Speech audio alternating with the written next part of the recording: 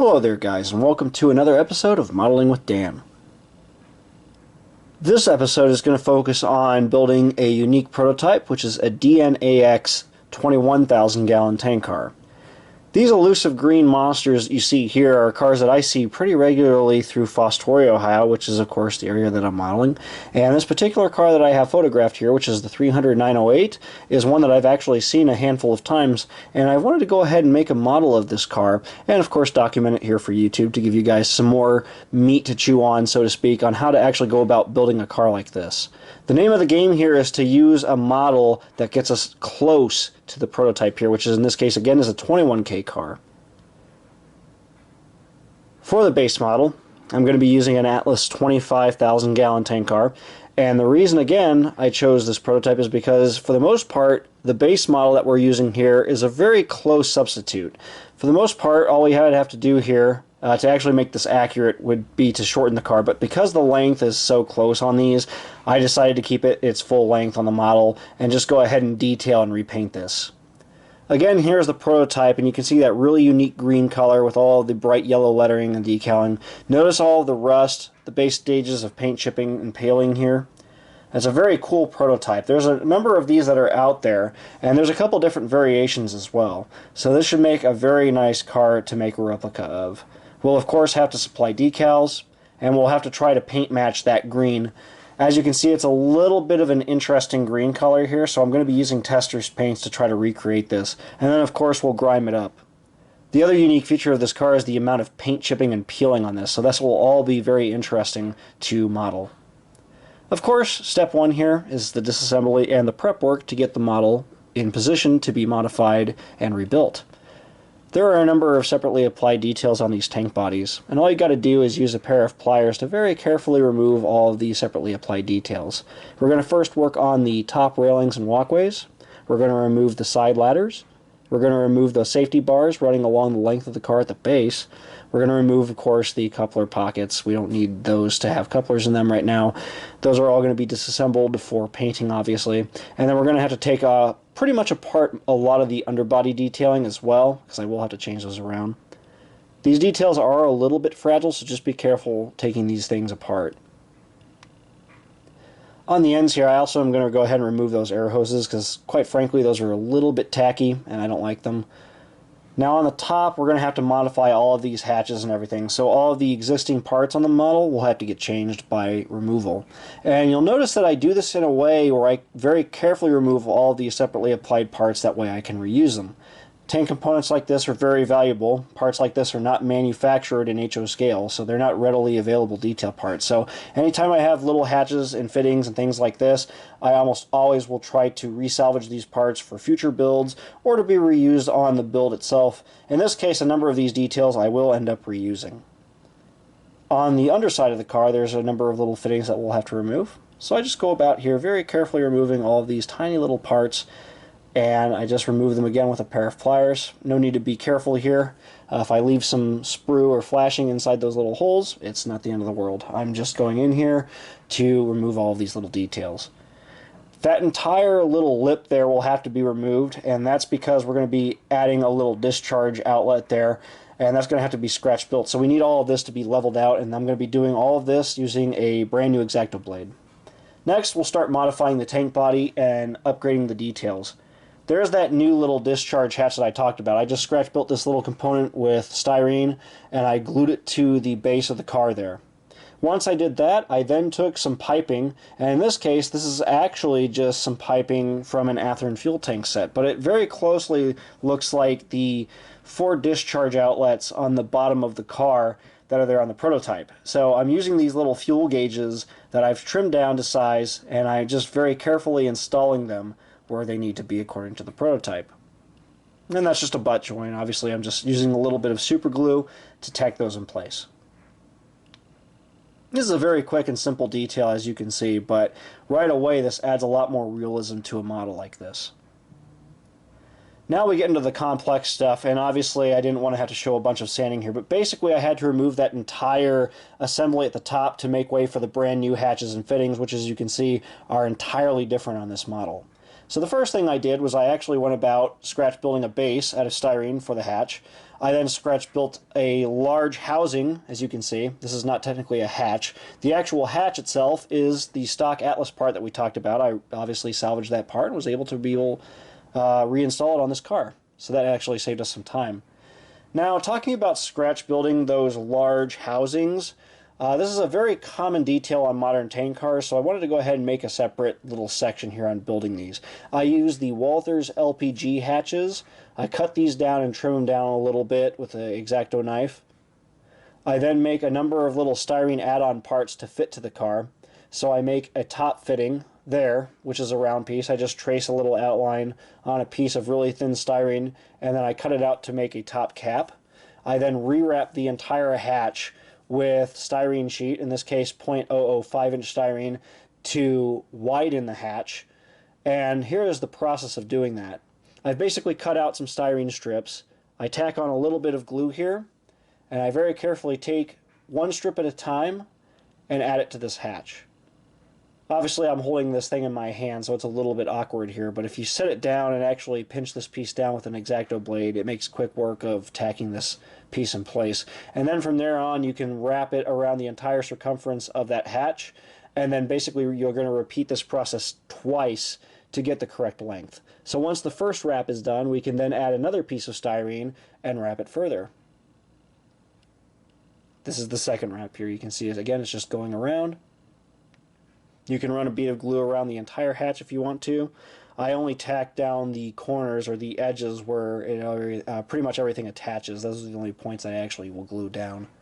And I don't ever use plastic cement for this thin styrene because it will dissolve the thin styrene. I always use a medium grade super glue for this. Here you can see that second part there. Again, just as I'm doing this, I'm actually building a number of these housings. And so this gives you an idea of how I go about wrapping this in multiple layers. I just very carefully will go across and then wrap it up, just like this. I basically will just roll it in my fingers.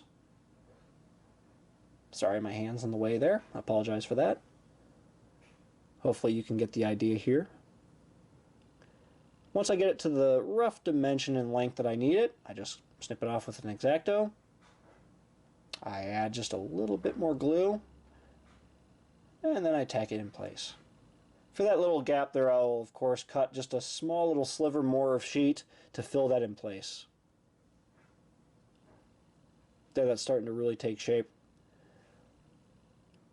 There's that little sliver that we're adding, and that's just to fill in again that little gap. From there on, we can go ahead and add our cap. And this is the part where I can use a little styrene. For the top housing hatch itself, I made that with 0.00, I believe, 10-inch styrene. So it's a little bit thicker, so you can actually cement this in place. There you can see I'm just setting that cap in place. And with a larger piece of styrene like this, using plastic cement does help. And you can, of course, take your time kind of aligning it compared to using super glue where it dries a lot quicker. There you can see our hatch is starting to take place. There I've added the rest of the styrene details like the little hinge bars there. And from here on out, it was a matter of constructing our bases using styrene rod. In this very blurry photo, I apologize, you can see those rods are in place and cut to size. With the completed hatch, I installed it onto the model, and from here on out we were ready to go ahead and start scratch building the walkways and the railings in step 3. As you guys know, for walkways, when I do custom builds, I like to use Plano photo etch material. I can very easily cut this size of strip to size exactly where I need it to be. I build my own little stanchions and supports. As you can see, I install them, and then I very carefully start hand bending and forming little sections of brass wire into all the exact shapes I need them to be. Now, the railing for around the main large fitting had to be bent in a very peculiar shape, as you can see, so I just had to be very careful when constructing that. Once that was in place, I just glued it in, and then I built all the rest of the railings around it.